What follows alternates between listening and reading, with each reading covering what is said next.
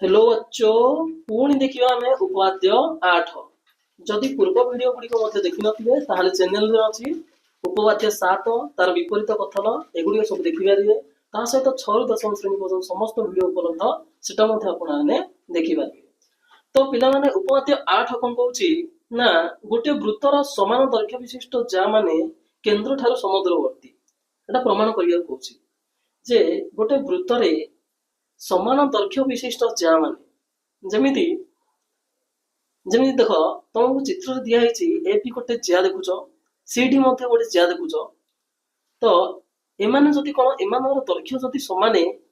ताहले एमाने केंद्र ठारू समान दूरतारे रहियो बोली कुआ होछि ना सेटा प्रमाण करियो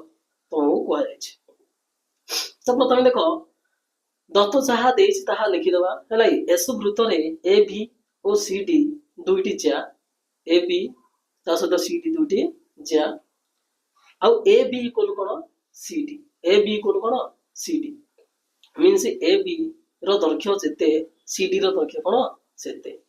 ए बी रो दैर्घ्य जेते सी डी रो दैर्घ्य सेते ज्या द्वय समान।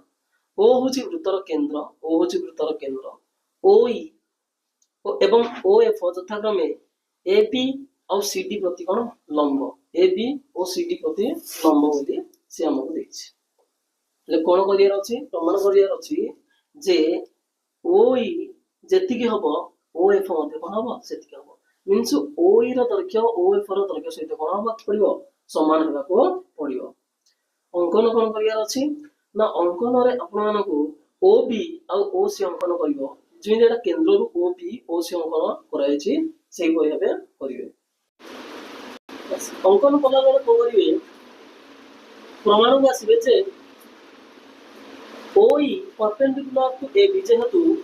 OE perpendicular to AB ताहले उपवाद्य 7 अनुसार कोन हबो OE AB को समान द्विभाजक करते माने समद्विखंड करते मींस एडे AE आइलेडा धरिनि राव तो पिला माने तापर कोन हबो ना ए इक्वल जदि कहबा ई बी ए इक्वल कोन ई बी कारण समद्विखंड होइछि ना तो समद्विखंड होइछि ताले कोन ए इक्वल कोन हबो ई बी हो और ई बी इक्वल मध्ये हम कहि परिबा हाफ ऑफ ए बी ओली कहि परिबा। सेमिति ओ एफ को धरा जाऊ ओ एफ मध्ये परपेंडिकुलर टू कोन सी टी दिया छि पूर्व करि परिबो ताले एटे सी एफ इक्वल कोन हबो हाफ सी डी मध्ये एई परिबो ताले दत्त अनुसार हमर A B equal C D जेहेतु ताले एठे कोन तमरो ई बी इक्वल कोन होई परिबो सी एफ होई परिबो ताले हमें ए त्रिभुज दुईटा को आउथरे कंपेयर करिवा ए त्रिभुज दुईटा को सर्वसम्मत देखिया को हमको पड़िबो जेमिति ओ ई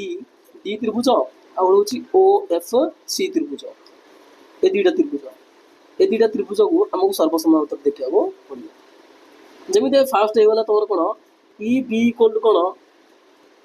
एफ सी हे वाला E B equal F C हे वाला हम देखिले निजे प्रमाण करे सेमिति ओ बी ओ सी एकावृत्तर व्यासार्ध ए दुईटा मध्ये समान हे सेमिति एंगल ओ ई बी गोटे समकोण